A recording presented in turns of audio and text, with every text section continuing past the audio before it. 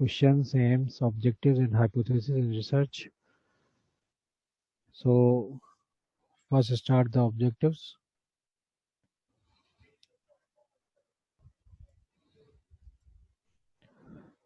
The learning objectives are to see the differentiate between the aims and objectives, enlist the characteristic of good objectives, describe and classify the types of hypothesis, the phrase, aim, objectives, and hypothesis for research question.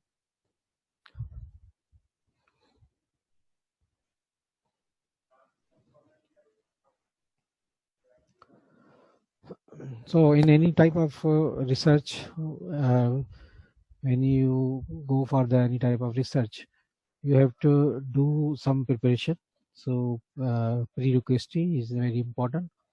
So you should be very much clear about your vision, about your aim and objective, how you achieve that objective in that research. So for that you have to do the hypothesis at the start of your research. So let's see the definition of hypothesis. Basically, the characteristic of hypothesis is basically it is a priori rather than post hoc. It means that you do the hypothesis statement before start your research. Hypothesis basically it is a statement. It is a testable and refutable, not a mere research question or objective, leading to a sample size calculation and appropriate design and analysis. So hypothesis is basically a claim. It is a claim of a researcher, which is mostly known as the alternative hypothesis. One is known as a null hypothesis, the other is the alternative hypothesis. Null hypothesis is already existing knowledge, which mostly see there's suppose there is a which says that there is no difference between any two factors, but the researcher's opinion is little bit different, its own claim. So it is the researcher's hypothesis is the alternative hypothesis. So the researcher's alternative hypothesis should be attestable, and it clearly is stated, not just effortlessly or only just layman language he used. He used should be the proper scientific knowledge before start a research, and its statement should be measurable and achievable and time bound. The advantage of this doing this hypothesis at start of the research, that greater credence given to the validity of the findings. So there will be less risk of type 1 error, means false positive results. So when you go for research, you should accredit or validify through your statements. How will you achieve your aims?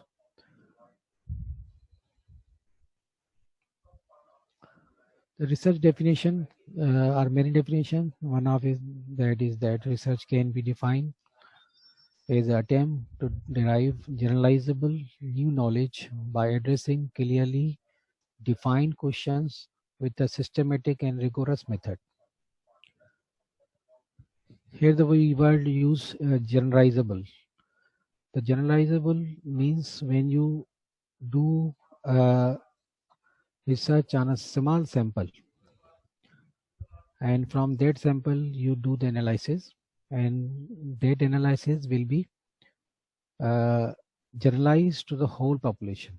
When you basically infer the knowledge of from that simple sample, but it will apply on the whole population. This is called the generalization of new knowledge. Okay, because it is very difficult to access every individual in the population. So you need a sample which can be do in a time bound duration and can be done in a smart way, achievable.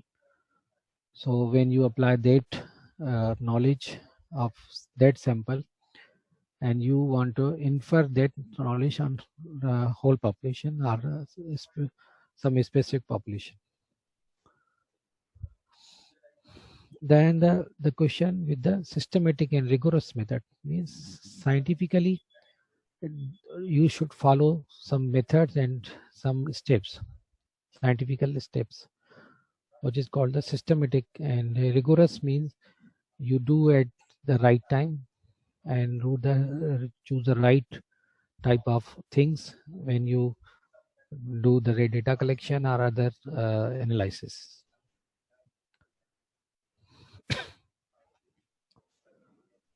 Okay, what is research question? Before going for the aims and objectives, every researcher has got some queries in his or mind. These are the research questions, and when he look for that question by searching the things, what is actually the gap in that knowledge which is already exists in form of previous research, publications, articles, and what should be the need to fill that knowledge gap. So research question is a deficit and uncertainties in important areas of knowledge and understanding. You can get the thinking power of these research question by using the different potential sources from different clinical observations, different previous theories, academic discourse or literature search. So when you are going for the different types of searching or discussing the thing, you have to be more specific, more clear about your research question, because your research question should be very much clear that you can apply systemic knowledge to achieve that aim and objective. From where you start the research question, this is called the starting point, because before go for the proper aims and objectives, you first formulate the things on theoretical basis at your desktop or at your home or at your office, and you should be clearly framed it before go for the writing hypothesis. Then you have to justify it. It's important. It should be original. It's not a replication of the previous knowledge. Every research always try to get the new knowledge, not just only do the replication of the previous researchers or scientists. Then you should be answerable, means you just rationalize or you can justify the things you are going to do. The questions like example, does psychotherapy help patient with anorexia nervosa? This is a question. But the problem statement should be like this: there's a little available evidence on the efficacy of psychotherapy for patient with anorexia. Is this okay as a starting point? Think about it. Or how might we move from here to objective and hypothesis? So the question should be as much clear, as much as precise. Because when your question is very much clear, you can do the proper systematic steps to find the gap or find your objectives or aims. Come to the next step. After questioning, you go for the aim. Aim is a broad term. Somewhat you're looking the actual reward from that research which you are going to do. The aim of the study is to answer the research question, and it is a summary statement. Objectives specify the component of how the aim will be met. So basically the difference between the aim and objective is that aim is a is a vision of a researcher, is a goal of a researcher, is the ultimate the thing he want to do. But how he'll achieve that aim, how he will follow that aim, for that he needs steps of objectives, because when he follow that objectives, he go to the its own original object aim of his research. This is the main difference between aim and objective. Aim is a broader or visionary statement, and objective is the practical application of steps which leads to that aim. The aim indicate design. For example, question: does the use of joint crisis plan reduce coercion in mental health care aim? To establish whether the joint crisis plans are effective in reducing coercion in mental health care, this is a better question. So this is how you get the true spirit of them, by choosing the proper design it. Then you think about the what design might be implied here. There are many type of research studies you have to choose for that your research objective or aim. Sometime you choose the descriptive type of study designs, and sometime if needed you need a experimental type of study design to get that answer, to get that aim. So it is researchers on depend on objective and on aim, which type of design is used to achieve that aim. Objectives. First we discuss the question, the primary thinking of a researcher. Then he think about his vision, his goal, his ultimate thing he is looking for it. Then how will achieve that aim? For that he needs objectives. He have to follow that objectives systematically, step by step. It is basically unpack aim into operationalized study component. So basically this is the practical way to get that aim, by do some different type of operation methods. We discuss it in the next slides. Otherwise, the primary and secondary objectives translate directly into primary and secondary hypothesis, and then outcome measures. So you can divide the objectives into primary and secondary hypothesis. Then you can easily measure the outcomes. The prioritize a limit of objectives to avoid too many hypotheses and outcomes.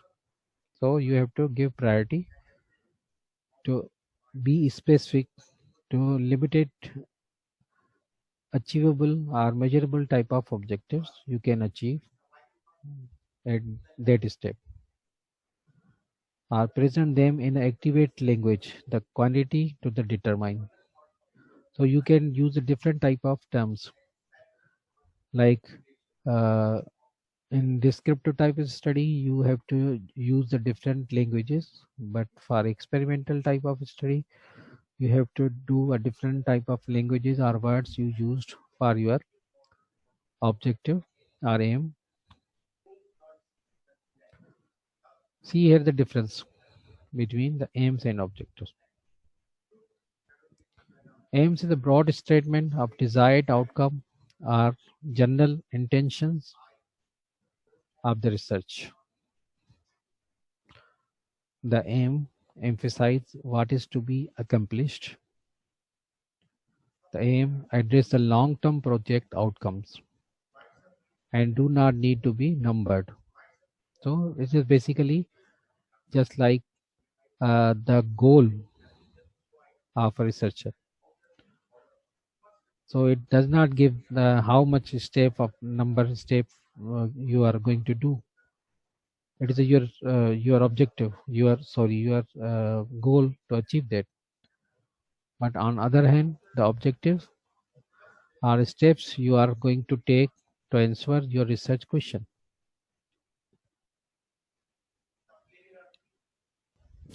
This is a operational. This is a measurable. This can you give the numbers by how many types of objectives you will need, and describe how you are going to achieve that aim,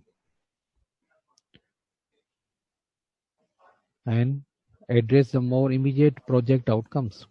So from where you start your objectives, mostly for example, you want to your aim is to reduce the respiratory diseases among occupational workers. This is your aim. But how you start that aim? You start with the objective. First you go for the prevalence of the true respiratory disease problems among workers. This is the measurable. This can be achievable. So objective can be so much operational, specified, measurable, and testable.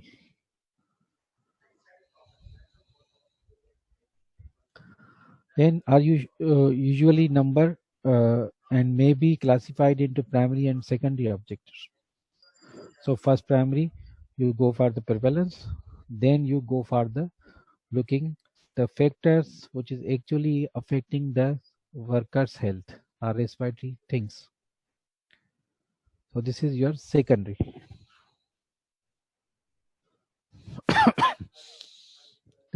The third step in research is the hypothesis statement. This is very interesting. There you can define the hypothesis in many ways, like the vague hypothesis. For example, does the psychotherapy help patient with anorexia nervosa? This is a vague type of hypothesis. I told you already, hypothesis is a statement. It is a claim from the researcher, which is usually known as the alternative hypothesis. But the already knowledge which already exists, which mostly seen, there is no difference in the different type of factors, so that called is a null hypothesis. But mostly the researcher's hypothesis is the alternative hypothesis. Then precisely formulated hypothesis. Same question, now we more precise way. Does psychotherapy in form of cognitive therapy when given for 10 weeks lead to significantly greater gain in weight in anorectic patient than in those not receiving that therapy? So this is more precise. This is more smart type of hypothesis. The previous one is a vague type. You cannot measurable, but here you can measure it by because you have to do a time bound for given their treatment. The previous statement does not give any precise time bound or things. So hypothesis statement should be precise and smart. Then I'll told you there is a null hypothesis, which actually the previous or existing knowledge which show that which say that there is no difference in the weight gain of patient with anorexia nervosa when treated with cognitive therapy compared with the control procedure. Because actually the researchers hypothesis is actually opposite of null hypothesis. So alternative hypothesis is the researcher's claim, and null hypothesis is basically the previous already knowledge exists which show there is no difference.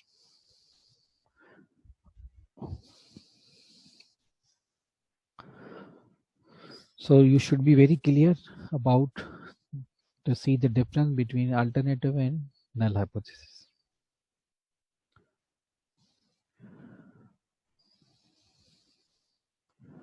Then specific hypothesis.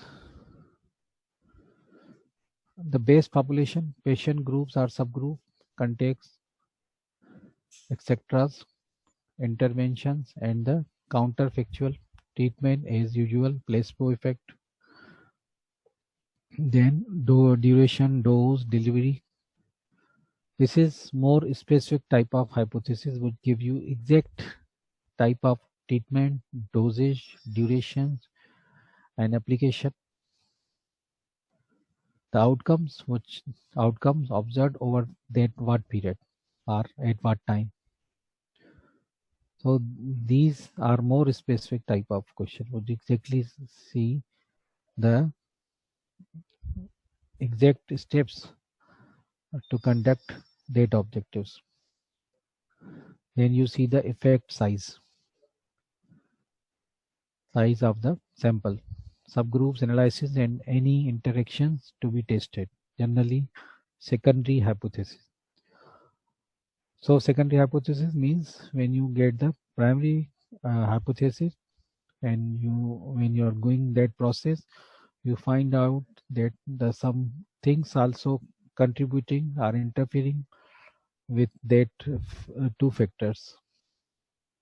So you label them as a secondary hypothesis and you make the secondary hypothesis statements. Null hypothesis is a setup to be nullified or refuted in order to support an alternative hypothesis. So basically null hypothesis mostly say that there is no any significant differences between two factors, and that is going to be challenged by the researcher, which say that there is alternative hypothesis and which say that there is a difference between two factors which may be higher or lesser. This approach to setting up a testing hypothesis is an essential part of statistical inference. Statistical inference, I told you, when you mostly we are not access the whole population, we select a sample from that population, and from that sample we are going to analyze it. This is called statistics. And when you do that statistics information or results and apply that results on whole population, this is called statistical inference or generalization. So from simple small sample, you extract the whole population's knowledge and apply it on whole population, because you have not enough time to access every individual, not enough money to access individual, or you have not enough time or resources to access every individual in the society. That's why you need a sample. In each problem, consider the question of interest is simplified into two competing claims. The null hypothesis, which denoted as H0 or H0, against the alternative hypothesis, which is denoted or symbolized as H1, or somewhere it is HA. So always remember the H0 is or H0 is a null hypothesis symbol, and H1 is the alternative hypothesis symbol.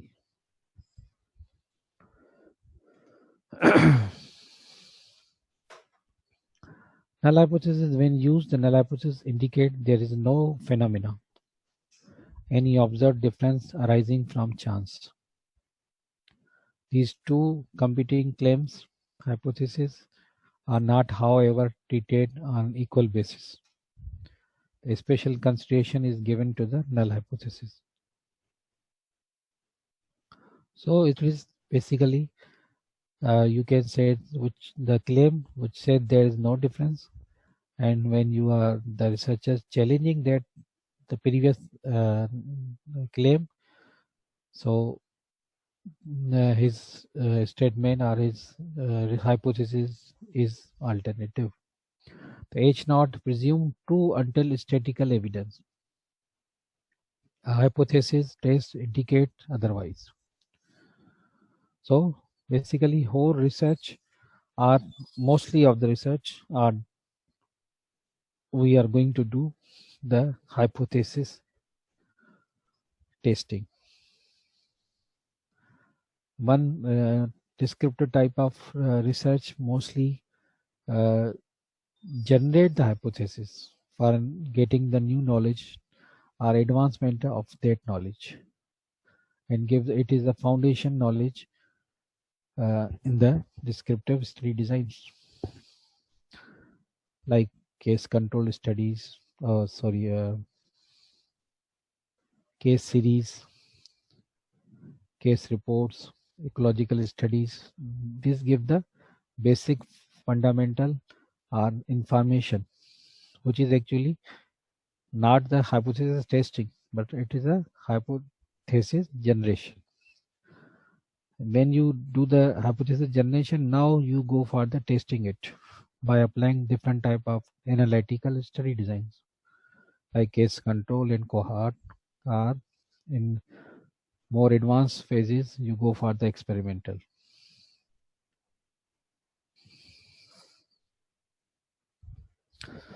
The prioritizing the objectives and hypothesis, importance of outcome to be measured, consider view of different stakeholders, service users, carers, clinicians, managers, or government.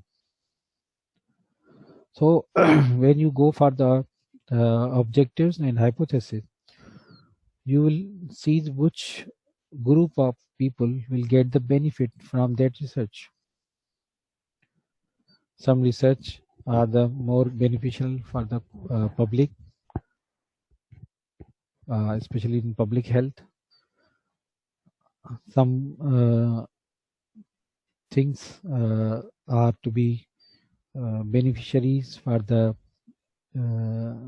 health care workers or your different doctors group would get the more knowledge about some diseases. So theoretical strength of outcome based on model proximity to propose the mechanism of action. The technical measurement issues like correlation between outcomes, the quality of existing measures, the validity and precision. Each of the data collection, routine data, linked data, cost and burden, you have should be in a smart way. You by do the proper type of systematic and evidence based and can be achievable things. So you have to prioritize these objectives and hypothesis. The aims and objectives example. For example, aim to reduce the respiratory illness in workers exposed to dust and smoke. This is your actual aim. But how you measure that, how do you get that aim? By do the operational things and get the objectives step by step. For instance, there is to estimate the prevalence of respiratory illness in workers exposed to dust and smoke. So when you go for the actual prevalences or total burden of workers who are exposed to their dust and smoke, first you see the how much the actual disease load is exist in that population.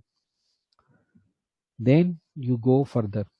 You to determine the occupational factors leading to the respiratory illnesses in workers exposed to dust and smoke. So this is objectives are more measurable and testable. For instance, you go in a factory where you see that there is less ventilation available, no specific equipment available, for the workers. The space, the health quality, the health of the workers are different factors which are contributing to increase the respiratory problem. So these objectives can be measured. When you go for these objectives, see the factors, then you can go for the how you reduce it. So objective is go from see the prevalence, then identify the factors, then the solution for that things which can reduce that factors, which ultimately go to the your own aim to reduce the respiratory illness. So good objective should be SMART.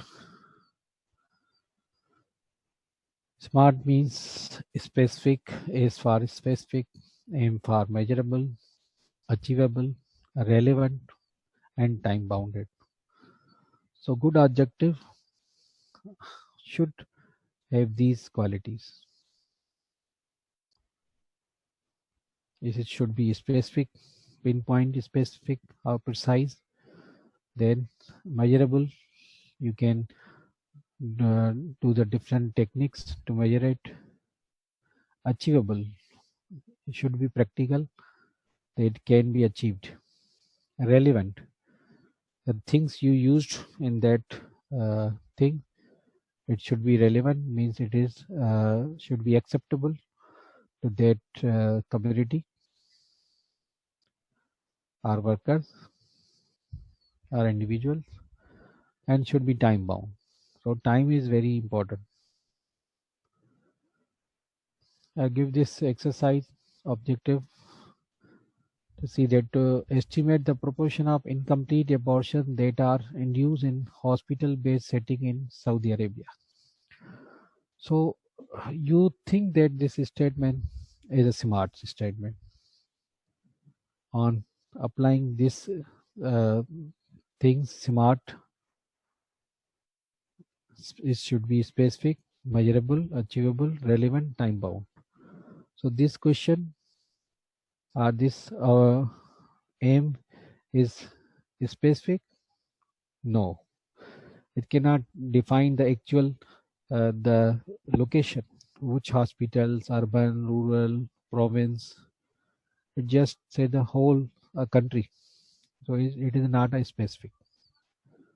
Measurable, yes, it can be measurable. You can do that thing on a large scale. Achievable, mostly it is not possible to get every data of a whole country in a time duration. It takes lot of time. Relevant, so relevant means so on which basis you want to this type of information. So there is no any such thing is stated in that question or statement. Time bound, you can say that it can be time bound, but it can be long time bound. So this objective has got the two more criteria, but it is three criteria as not achievable. Come to this statement, this objective, to describe the demographic and social characteristic of a married woman with at least one child obtaining family planning services in the rural areas of Sindh. So you can see that it can define the proper objective and the area of interest and specific about what things should be measured. So it is specific, yes, it is measurable, it is achievable, it is relevant, and it is time bound. This is how you get the SMART objectives. how to phrase objective choice of verbs. For different type of study, especially the descriptive studies and analytical study, we use the different words to determine, to describe, like in descriptive studies, to describe the dietary patterns of women in reproductive age attending OPD at JPMC Karachi. Then we use also the word, the estimate the frequency of iron deficiency anemia in a woman reproductive age attending the OPDs, and to identify the factors related to the healthy diet in women of the reproductive age attending the OPD. All the descriptive studies has got mostly see the prevalences. But when you go for the hypothesis testing, you need the analytical studies which actually determine the association between type of job and dietary patterns of women in reproductive age attending OPDs at JPMC Karachi, and to compare the dietary patterns between urban and rural women in reproductive age attending the OPD at the JPMC. Hypothesis is the formal statement that present the expected relationship between an independent and dependent variable. So it is basically see the relation between two factors. The research question is essentially the hypothesis asked in the form of question, not required in exploratory and descriptive studies. Mostly these exploratory and descriptive studies are basically the hypothesis generation type of studies. The null hypothesis we already discussed. So this is the end of the lecture. So any question, please ask regarding that topic.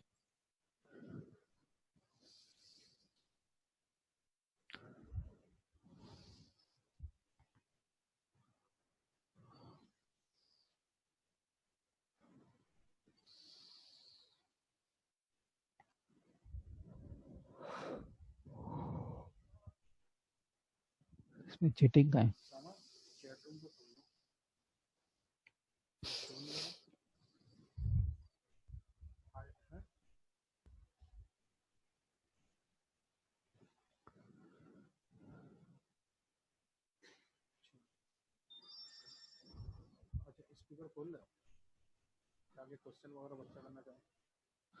Chatting chatting से करे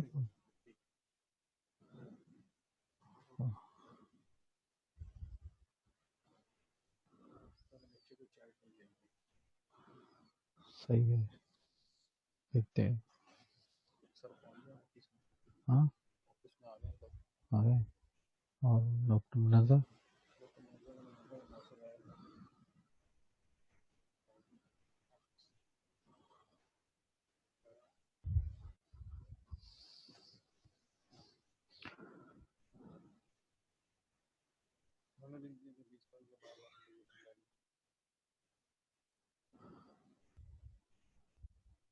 हाँ मेरे पास भी आ गया हाँ कौन सा budget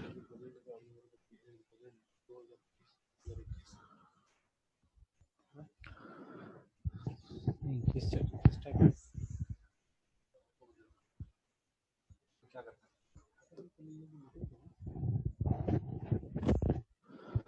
तनख्वाह काटेंगे क्या जी भैया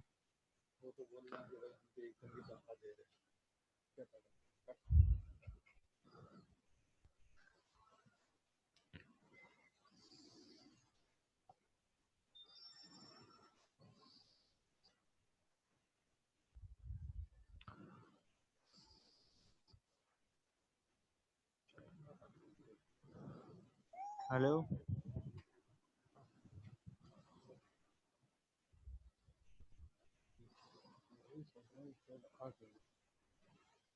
What's topic of today's class?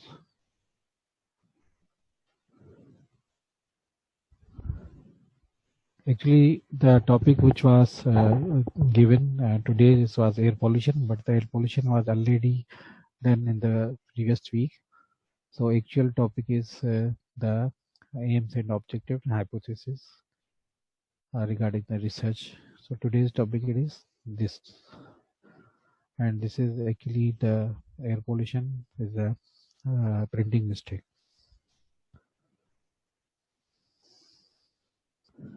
We already discussed in the last Saturday about the air pollution,